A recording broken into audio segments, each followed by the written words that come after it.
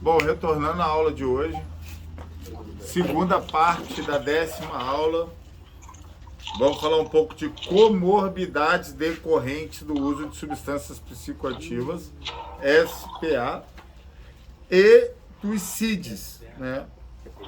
Vocês sabem o que é CIDs? CID é um negócio que diz, uma numeração que diz... Classificação Mundial de Doenças. Internacional de Doenças. Então, por exemplo, a gente, quando a gente precisa saber disso, por quê? O que acontece? Uma transferência. Veio uma transferência de outra unidade, aí eu preciso geralmente acontece assim, o dono da unidade, o diretor não está na unidade, liga o terapeuta. Avalia aí o paciente para ver se, né, a gente tem condições de ajudar ele. E aí ele vem com documentação. Muitas pessoas, você não consegue identificar a comorbidade dela. Mas se você sabe o que existe o CID e o que é, mesmo que a gente não precise de decorar todos, que é só botar no telefone que você descobre, mas quando vem o laudo do médico, não vem escrito o que ele tem, vem escrito o CID que ele é. E aí, se eu sei o que é o CID, quando eu vejo na documentação, eu já vejo lá o CID. Eu vejo o CID, se eu não lembro qual é o CID, alguns eu sei. Mas se eu não lembro, eu já pesquiso lá para me saber que essa pessoa já foi diagnosticada. Por exemplo, o F30, se eu não me engano, é surto maníaco. Aí vem um cara que é o CID de esquizofrenia, com o CID 30, com 30.2, que é suicídio, e aí ele já vem lá no laudo dele. Por quê? Talvez essa pessoa, eu conversando com ela, eu não vou identificar o que já está vindo. Aí eu boto para dentro da unidade uma pessoa que vai me causar um transtorno gigante. É o que acontece muitas vezes. Mas o que acontece é que as transferências e os acolhidos também não vêm com essa documentação. Porque qual que é o certo falando, né, em comorbidades e CIDs, olha só, o terapeuta ele precisa entender como tem que ser, mesmo que não seja feito a maneira certa, mas eu preciso saber como deveria ser. Para quando acontecer, eu saber que aquilo que é o certo, não o que eu tenho feito. Quando uma pessoa chega numa unidade de tratamento terapêutica para internação de qualquer problema, de qualquer comorbidade, ele tem que vir com a documentação de um médico. Oi? Oi? Tá silenciado teu microfone. Ué? Silenciou sozinho o negócio. Espírito maligno aqui. Aí, todo paciente que chega na unidade, o certo, tá?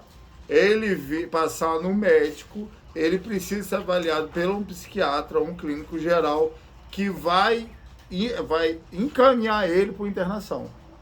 E aí ele já chega aqui com a documentação dele, com os CIDs que ele foi diagnosticado. E com isso eu tenho como ver nitidamente se eu posso atender aquela pessoa ou não. Essa é a maneira certa, tá? Tem clínica que só entra assim. Para você ter uma ideia, quando existiam as clínicas do Estado, não sei se vocês sabem, mas existia aqui no Estado do Rio de Janeiro 3 clínicas do Estado, não pagava nada. Como você ia para o tratamento das clínicas do Estado? Era a Michele, que era aqui em Jacarepaguá, a Ricardo Iberê, que era em Ju-Paranã, perto de Valença, e a Anice da Silveira, que era em Barra Mansa. Eram as 3 clínicas. Essas unidades tinham em torno de 200 leitos. Tá? E para você ir para essa unidade, você tinha que entrar numa fila de espera, né, que era feita no CAPS. E aí no CAPS, como que era feito? Você tinha que ir para o CAPS, você tinha que passar pelo psicólogo, você tinha que passar pelo psiquiatra, eles iriam avaliar e iam ainda tentar fazer um ambulatorial com você. Se no caso ambulatorial não funcionasse, eles iam dar o laudo de encaminhamento para a unidade. E aí você entrava na fila de espera, quando saía a vaga, o carro da prefeitura pegava você e te levava para a unidade. Quando você chegava lá, já chegava só a partir do CAPS, seu encaminhamento. E aí lá na sua pasta do CAPS, tinha o seu histórico já do CAPS. Para você conseguir chegar na unidade, você tinha que ter um histórico no CAPS. Você tinha que passar por todo o processo do CAPS. E isso é a maneira certa de se trabalhar com clínica e dependência química. Porém, lá nas unidades do Estado, era completamente certo, né? Porque era do Estado. Então tinha nutricionista, tinha assistente social, tinha psicólogo, tinha os terapeutas, igual aqui. Só que tinha, assim, 5 terapeutas, entendeu?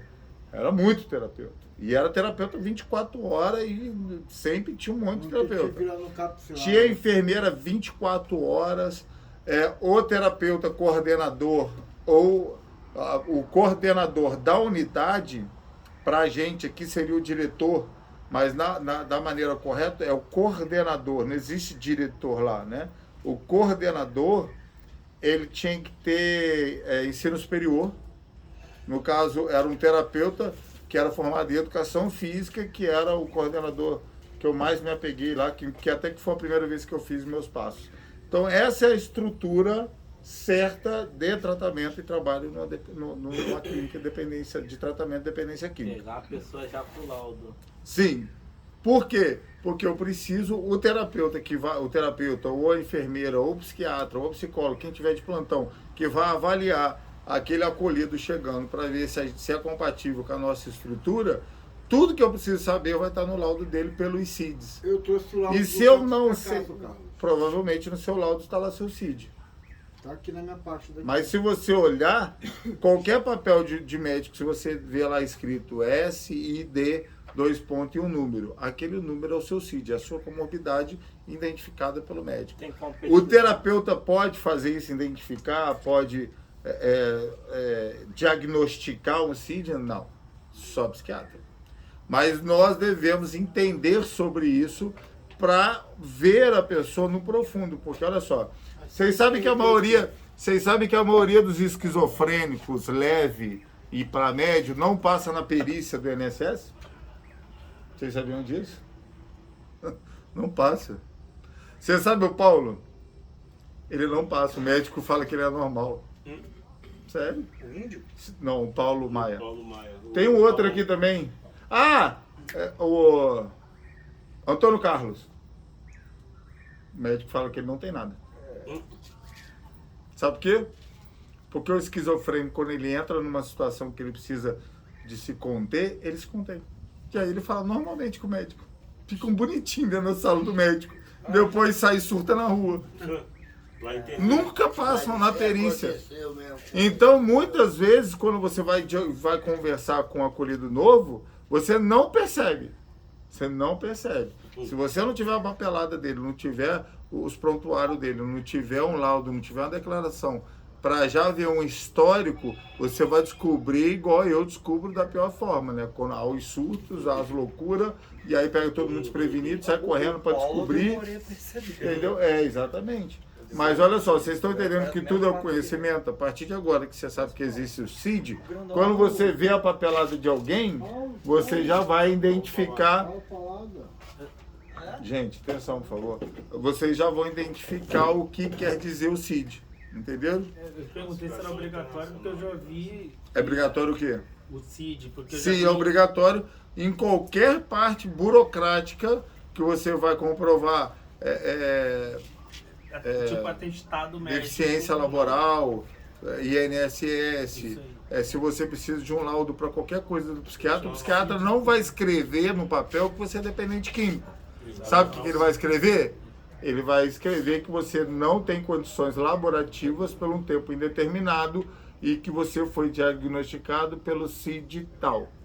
Isso. É por causa disso que o independente que não consegue se aposentar pelo LUS? Não por causa disso. Ele consegue se aposentar porque a doença é provada pela OMS, a Organização Mundial de Saúde, que é uma doença incurável que impossibilita a pessoa de trabalhar porque é necessário um uso abusivo.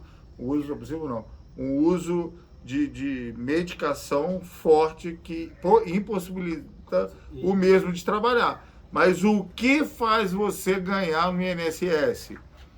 É você ter um problema e tomar o remédio. forte que impossibilita. Só tem o problema, você não encosta. Entendeu? Por quê? Porque as comorbidades, que é o que a gente está falando, ela tem níveis. Tem pessoas que têm esquizofrenia, autismo, e são pessoas normais. Eu tenho um amigo meu que ele é superintendente geral da Andrade Gutierrez, daquela empreiteira. Ele é autista. É o Messi. Entendeu? Jogador do mundo. É, exatamente. Eu tô 14 anos encostado, seu Carlos.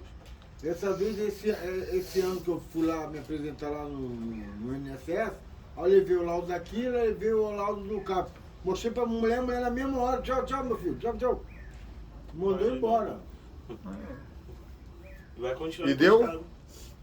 Deu benefício? Deu, eu tô 14 anos já, tô indo pra 15. É, porque também tem um histórico lá, né? É, entendeu? Vocês entenderam? Então a comorbidade também, ela é vista, né, através dos olhos nu também, que é onde a nossa expertise, a nossa experiência de vida, a gente consegue identificar, através da aparência, através do comportamento, a gente consegue analisar e ver. Olha só, existem comorbidades que são potencializadas ou pioradas, né, por causa do uso de alguma substância, e tem coisas que são genéticas, tá? O que acontece? Muitas pessoas brincam, não gostam de acreditar nisso, principalmente quem gosta de fumar maconha. Muitas pessoas que têm problema, já tem um probleminha já, ela já tem uma esquizofreniazinha leve. Por quê? Porque aquela pessoa lá,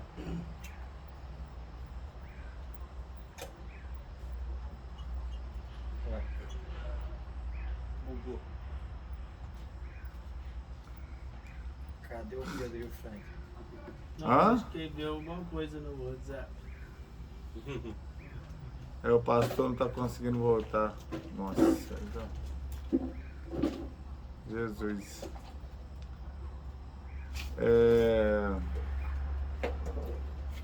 Vamos lá. Sumiu. É mole não, né, gente? Então,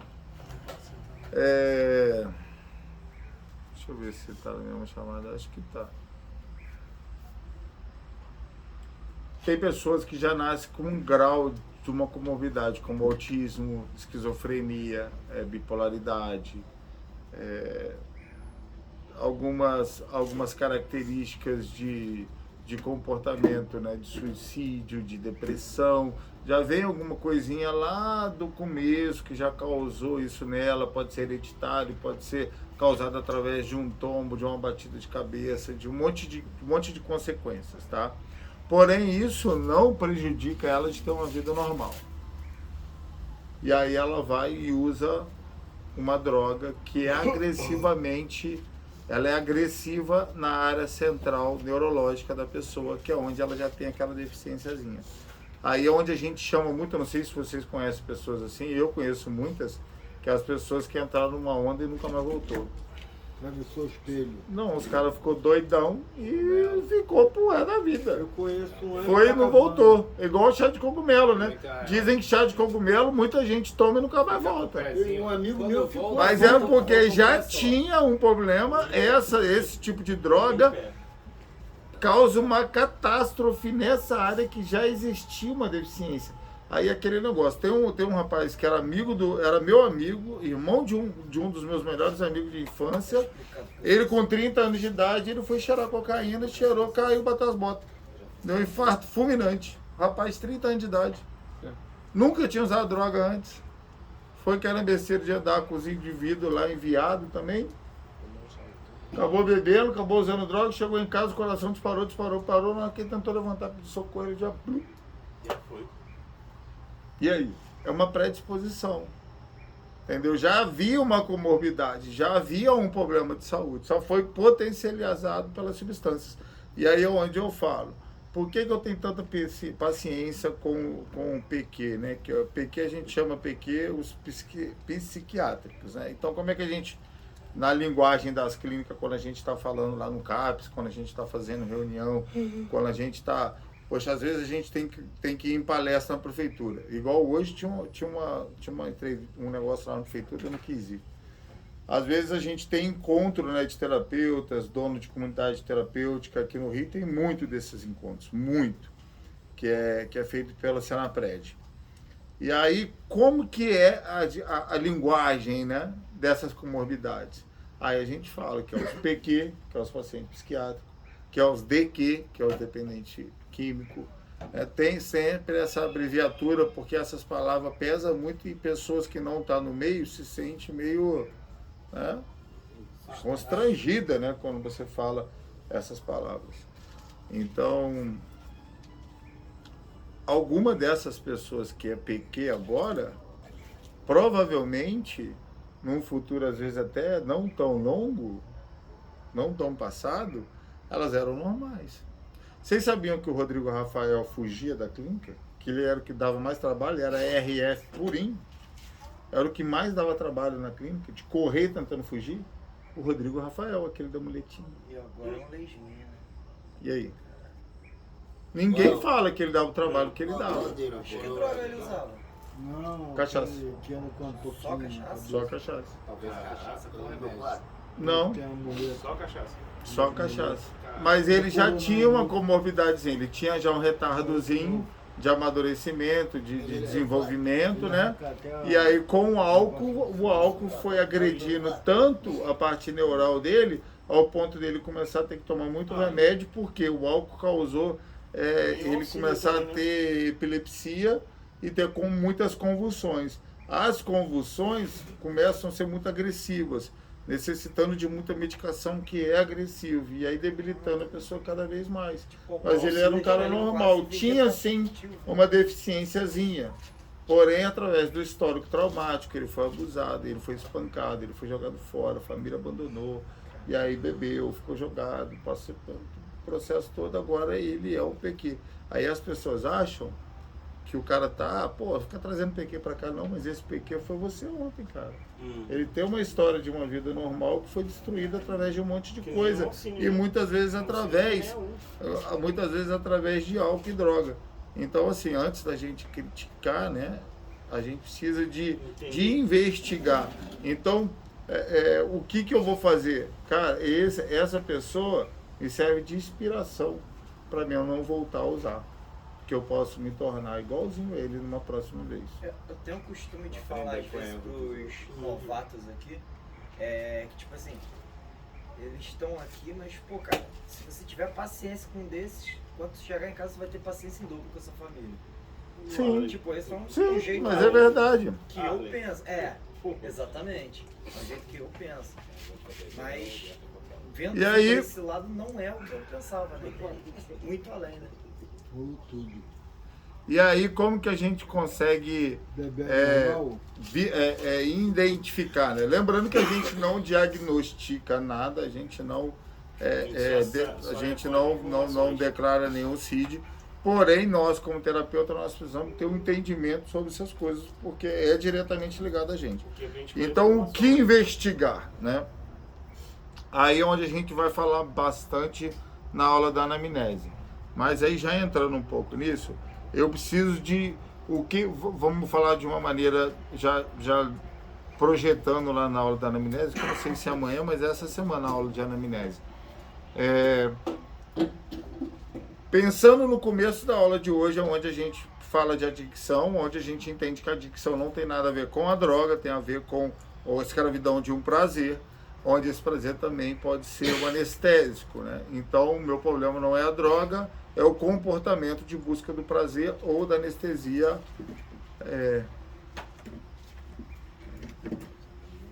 Eu estou botando aqui para ele.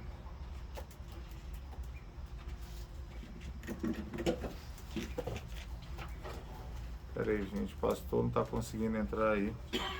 O link está no grupo. Vai ter que ver no YouTube depois.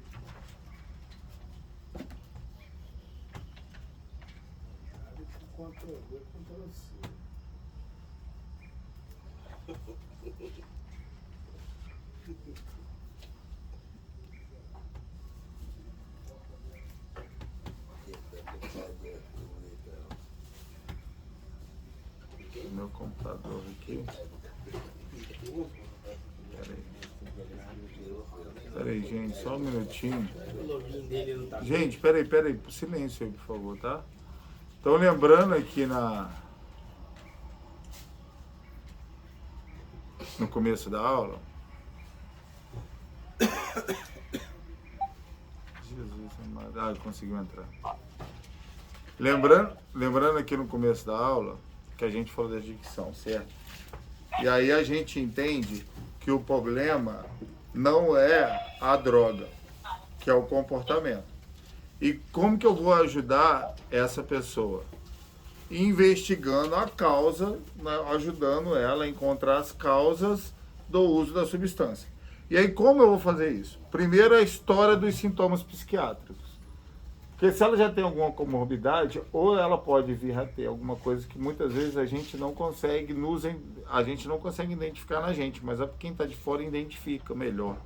Então, se nós olharmos, né, com o olhar de realmente querer descobrir o porquê da pessoa para ajudar ela também a ver isso, a gente precisa seguir uma linha, né, de traumas psiquiátricos, traumas infantis. A gente vai ter aula também de traumas infantis, não sei se é eu ou se o Luiz que vai dar essa semana ainda.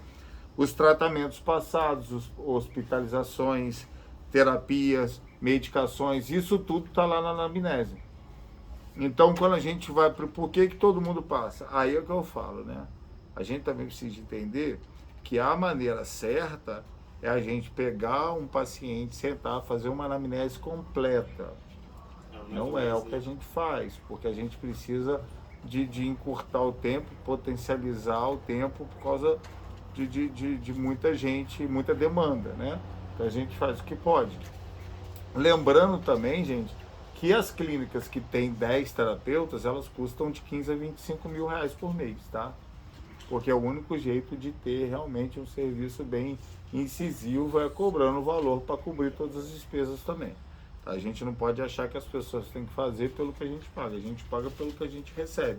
Se a gente precisa de mais, com certeza o valor também é reajustado. Tá? Ideações suicidas ou atos de violência, histórico de uso de álcool ou drogas, avaliação com a família. Então, o que eu preciso de investigar? Primeiro, quando eu tenho um paciente com comorbidades, eu preciso de entender da onde veio aquela comorbidade.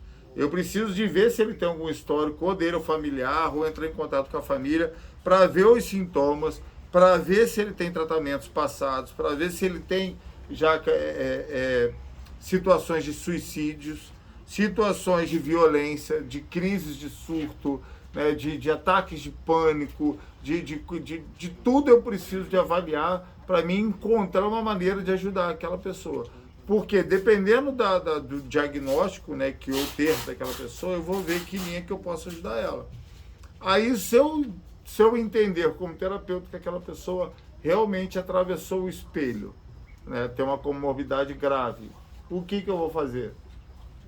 Eu não vou nem dar atenção porque eu não vou poder fazer nada por ela. Sim, você vai poder sim, pelo menos dar um alívio, de dar um carinho, de conversar, de sentar, de dar a mão, de ajudar aqui e ali, porque isso também é o trabalho de terapeuta. O trabalho de terapeuta não é só pagar de bonito e ficar falando bonito e tratando só dependente químico. O trabalho de terapeuta é muito mais do que isso. Por mais que muitas vezes a gente não consegue, porque todo mundo é humano, né? E existe uma sobrecarga, mas a intenção é essa. A gente busca fazer o melhor que nós fizemos ontem, ser melhor do que eu fui hoje de manhã, ser melhor para mim mesmo, para fazer o meu trabalho melhor, não ser melhor que ninguém. Porém, é lógico que toda pessoa humana tem sua deficiência, que talvez a gente não consiga alcançar até mesmo o que nós gostaríamos, mas o objetivo principal de ser terapeuta, entendendo todas essas situações de comorbidade, de vários tipos de adicções, de vários tipos de problemas, de traumas, de causas, eu preciso entender que o mais importante é eu ter paciência com o próximo e me colocar à disposição de ajudar. Porque talvez isso seja, né, seja a coisa mais importante. Eu já contei para vocês sobre morador de rua, né? Morador de rua, você quer ajudar um morador de rua, é bobagem você querer levar comida para ele. Você quer ajudar ele, você senta do lado dele, filho. Abraça ele, conversa com ele. Isso é ajudar um morador de rua. Porque comida eles não precisam, é bobagem. Entendeu? Faz igual eu, compartilha a caninha com ele. Elementos do diagnóstico diferencial. Identificar as queixas isoladas, as síndromes incompletas. Observar a sequência de aparição dos transtornos. Valorizar a história pessoal ou familiar do transtorno psiquiátrico. Olha, o cara é muito simples, cara. Ó, depois que você estuda muito, você começa a ver como que é simples você mapear o comportamento behavior, né, de uma pessoa. O comportamento errado, o comportamento compulsivo, obsessivo, destrutivo de uma pessoa. Se você parar qualquer pessoa que realmente queira se tratar, ela vai abrir esse coração para você e você vai entender a vida dela como um passe de mágica. Porque tudo vem de raiz traumática. Se você é do jeito que você é hoje, porque você é fruto da sua vida, das consequências, dos traumas, dos dias, das pessoas, das ocasiões, dos fracassos, das frustrações, das vitórias, dos dias bons, dos dias ruins, das noites bem dormidas, das noites de choro. E aí, depois disso tudo, você se forma aí em quem você é. Você é o produto da tua vida. Então, quando você fala da sua vida por completo para uma pessoa, você dá-se a chance de até mesmo você visualizar quem você é, mostrando para uma pessoa que está de fora, para ela poder também ver de fora e te falar o que ela viu, para você começar a se entender e ver o que você precisa fazer para arrumar a sua vida. Essa é a maior pesquisa que a gente fala prospectar, né? Quando a gente vai fazer um atendimento individual, a gente fala que é a prospecção do paciente. Eu vou fazer o primeiro atendimento, é uma prospecção. Eu vou conversar um pouco com ele para ver se eu identifico já algumas raízes. Aí quando eu começo a falar com o paciente, eu preciso já entender que ele me fale tudo da vida dele? Não. Porque, sinceramente, uma pessoa nem consegue mexer com tudo que ela tem que mexer de uma primeira vez, né? Ou de uma única vez. Todas as vezes que você for atender um paciente, você precisa conversar com ele um pouco sobre uma fase, identificar algumas coisas e parar a conversa. E aí trabalhar naquilo que você identificou. Então, por isso que é onde a gente começa a identificar queixas isoladas, né? Olha só, existe hoje, até eu indico aí, está até no grupo aí, o curso do Jair Soares. O Jair Soares é um curso de terapeuta em TRG, que ele ensina a gente a identificar as maiores causas da pessoa com pouco tempo de conversa, né? Essa da maneira regenerativa. TRG, terapia regenerativa, uma coisa que eu não lembro. E aí, o que você faz? Você conversa com a pessoa pouco e logo você já visualiza alguns pontos e começa a trabalhar aqueles pontos. Por quê? Porque não importa se o ponto é grave ou leve. O importante é você já identificar alguma coisa e ajudar aquela pessoa a resolver. E o melhor é que seja coisas fáceis. Entendeu? Muitas vezes o terapeuta, ele se afoba já querendo, como você já conhece o caminho, vou botar assim, ó, vocês estão aprendendo como tratar uma pessoa. Então é lógico que eu vou querer já ir lá na raiz e resolver o problema. Mas, porém, essa raiz está muito aprofundada e essa pessoa não vai querer mexer nisso. E talvez, se ir direto nessa raiz e mexer, vai doer tanto que ela vai surtar e vai pular fora do tratamento. Porque ela não tem confiança nem autossuficiência para lidar com essas coisas. Ela está abalada, está destruída, está no processo de tratamento. Então, talvez, os primeiros atendimentos é quando você identifica algumas coisas e você ajuda ela já a resolver as coisas mais simples, aumentando a autoestima e ensinando ela que ela é capaz de resolver os conflitos internos. E ao longo dos atendimentos, das palestras, de tudo, ela vai gerando uma confiança maior até chegar lá. Então, por mais que eu sei aonde eu tenho que ir, mas eu não posso ir direto lá, porque senão a pessoa vai espirrar, porque ela não vai aguentar. Muitas vezes, o terapeuta que lida com a pessoa o tempo inteiro, por mais que vocês acham que não, mas eu lido com todo mundo várias vezes ao dia aí com os familiares. Então eu sei de um conjunto de coisas sobre um indivíduo. E muitas vezes eu vejo o comportamento e eu não faço nada, porque não é hora de fazer. Simplesmente eu preciso também de dar espaço para a pessoa se encontrar. Muitas vezes a gente potencializa uma palestra inteira para uma pessoa só. Porque talvez a maneira mais sutil de alcançar ela e de ensinar o que eu quero ensinar não é indo diretamente para ela. e sim indiretamente. E orando muito para ela prestar atenção e receber o recado de uma maneira bem tranquila. Então é tudo uma questão de sensibilidade para mim conseguir ajudar o máximo de pessoas que eu quero ajudar. Usando todas essas estratégias, né, que todos esses estudos e todas essas leituras, todas as apostilas, todo o material que a gente dá no curso, me leva a conhecer. Estão entendendo até aí, gente? Então, elementos do diagnóstico diferencial. Valorizar a história pessoal é o que a gente falou, né? A gente valoriza a história pessoal, a gente faz a prospecção lá da parte familiar, avalia a ocorrência de sintomas psiquiátricos, porque é muito diferente quando a gente tem uma pessoa sã e quando a pessoa já tem um problema psiquiátrico, né? É bem diferente a maneira de prosseguir aí com essas comorbidades. O que é importante de eu entender sobre as comorbidades e os CIDs e tudo que a gente estava falando na aula hoje? Exatamente para a gente não ficar julgando as pessoas. Exatamente para mim não ficar desconsiderando uma pessoa ou outra. Porque eu estou aqui para atender uma diversidade de problemas. E é uma diversidade muito grande. Tem as pessoas que é dependente químico e tem um transtorno, tem as pessoas que é dependente químico que tem esquizofrenia, que tem bipolaridade, que já tem uma deficiência física, que já tem um trauma mais profundo. Tem pessoas que eu vou conseguir ajudar mais fácil, outras vai demorar mais, umas eu vou conseguir, outras não, mas todas eu vou tentar descobrir da melhor forma que eu entendo, que eu aprendi para conseguir fazer o melhor trabalho possível como profissional que eu quero ser. Isso que é o mais importante. E isso também a gente volta a falar que a gente já falou na aula, é mente aberta. Porque se eu fechar minha mente, se eu começar a achar que eu não posso ajudar alguém por qualquer outro motivo, entendeu? Eu começo a engessar minha profissão. E a nossa profissão é uma profissão ampla, onde eu posso ajudar uma infinita gama de pessoas e de traumas. Entendeu? Eu cansei de trabalhar com dependente químico. Cara, tem 1 milhão de outros traumas que você pode trabalhar. Então, assim, é um caminho, sabe, que pode dar um futuro para uma pessoa, que pode mudar a vida de pessoas e ajudando outras pessoas. E isso é o mais fantástico do terapeuta em dependência química ou qualquer tipo de terapia, né? Fazer a melhora rápida após desintoxicação sugere que o transtorno tenha sido causado por...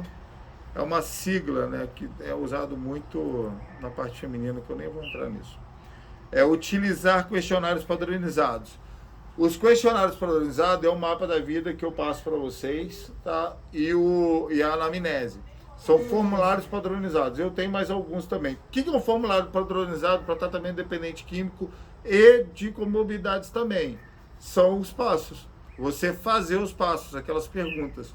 São formulários padronizados, onde você passa para o paciente, passa para a pessoa que você quer tratar o formulário padronizado, e através daquilo a pessoa já vai se encontrar. Eu não recebi esse... Do mapa da vida é só me falar, porque na verdade eu disparo isso tudo, é o curso. O mapa da vida ele só é enviado para quem compra o kit terapeuta master. Ele está lá no outro pacote. Mas se quiser eu mando também, é só me lembrar que eu mando. Esse eu acho que Para você ter uma ideia, tem alguns pacientes que não se identificam tanto com você, né?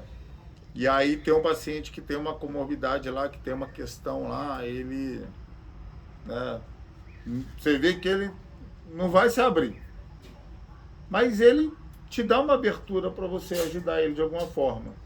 Aí os formulários padronizados. Porque os formulários padronizados vai levar ele ao autoentendimento.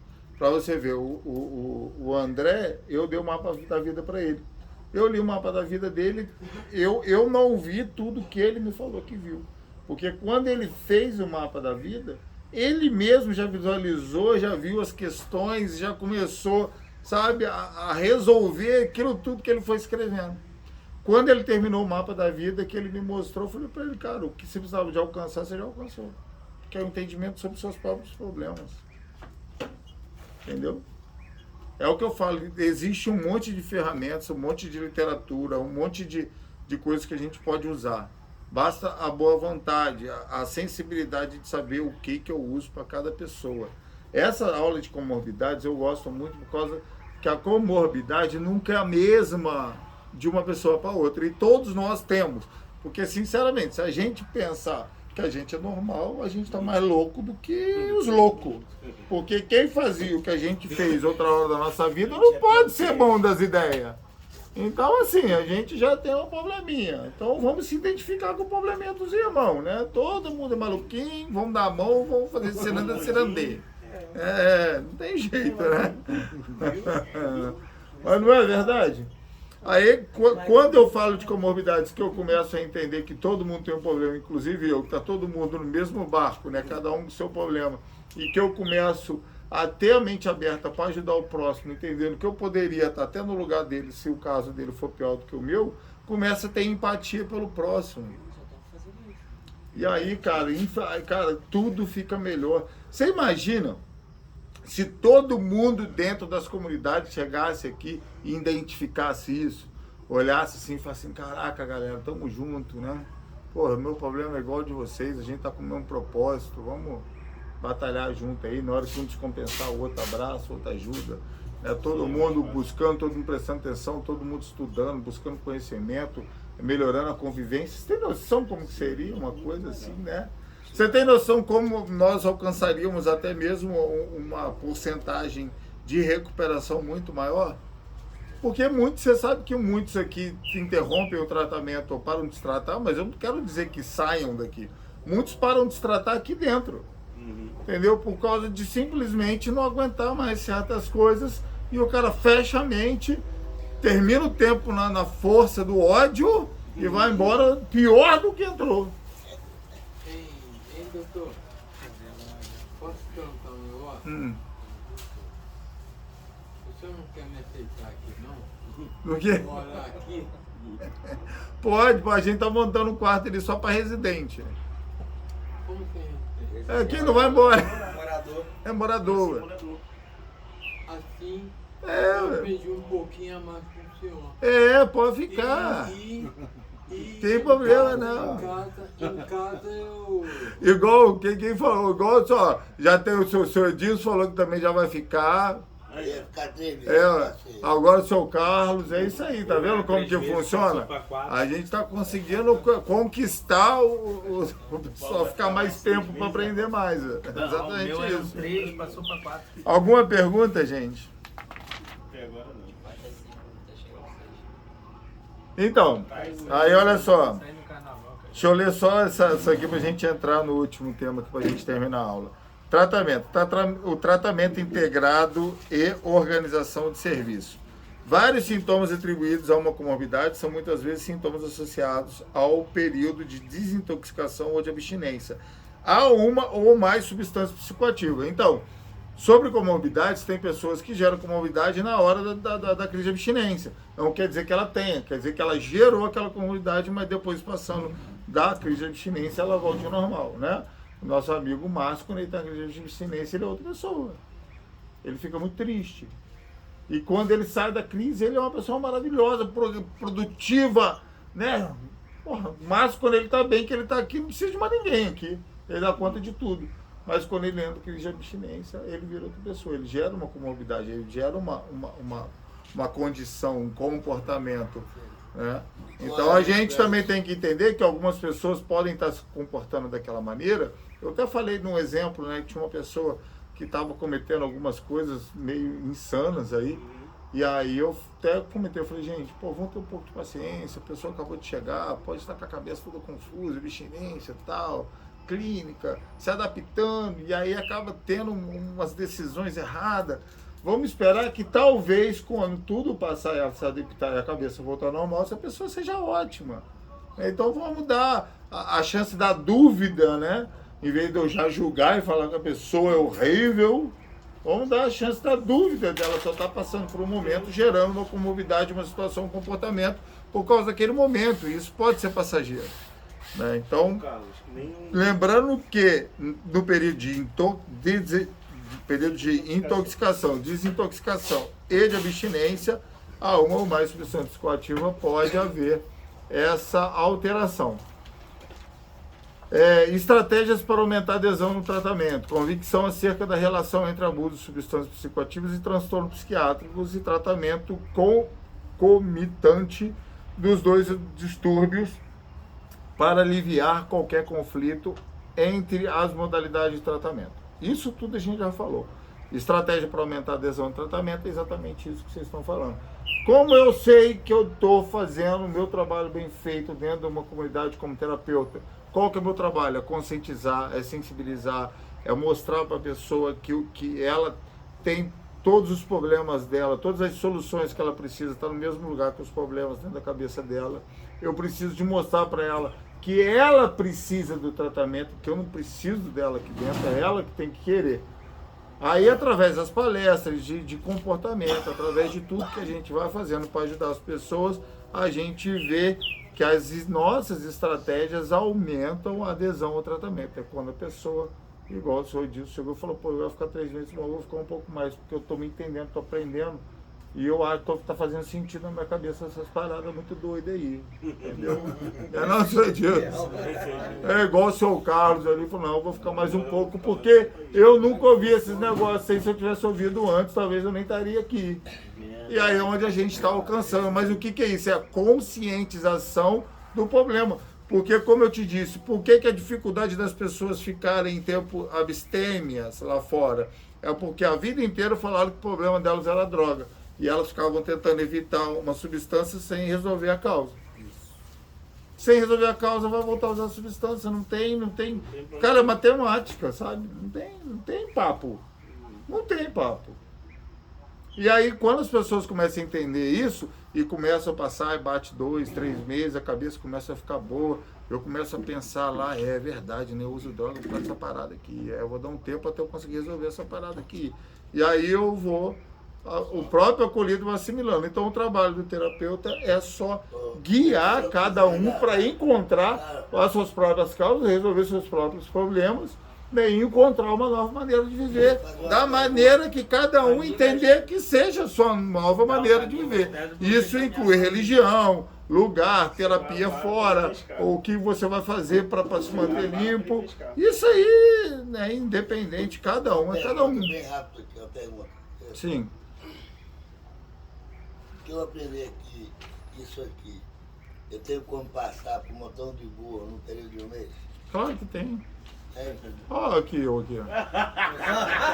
você tá aprendendo, Ó, olha só. Agora eu vou falar sério, só pra gente encerrar a aula, tá, gente? Peraí. Não, eu vou te explicar. Deixa eu te explicar. Deixa eu te explicar. Eu vou passar um mês, não. É uma fazenda que eu tenho lá em Minas. Aí você lê bastante. Lá, eu tenho 13 famílias lá dentro. Tem um montão de gente, quem sabe isso que a gente tá falando. Sim, aqui. muita gente E não eu sabe. vou ser o terapeuta desses caras. É isso aí, exatamente.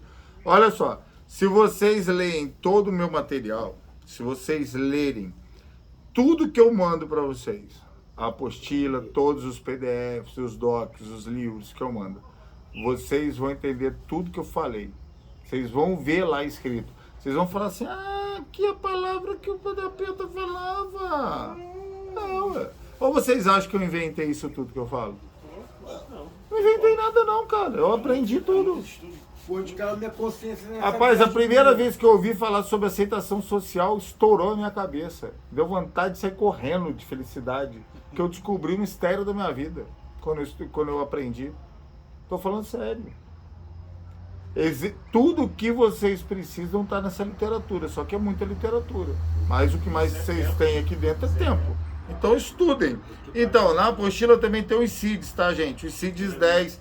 Mas aí, olha só, na apostila eu coloquei os CIDs 10. Tá? Que o CIDs 10 é o de transtornos mentais comportamentais devido ao uso de múltiplas drogas e uso de outras substâncias psicoativas, que é o caso do F19, né? O F19 é múltiplas drogas. Aí tem o CID 10, F19, 19.1, 2, 3, 4, né? E aí tem os F19, tudo que é substâncias. Aí tem os F30, os F50, tem os outros F. Na apostila só tá os F19, que é os mais ligados ao uso abusivo de drogas.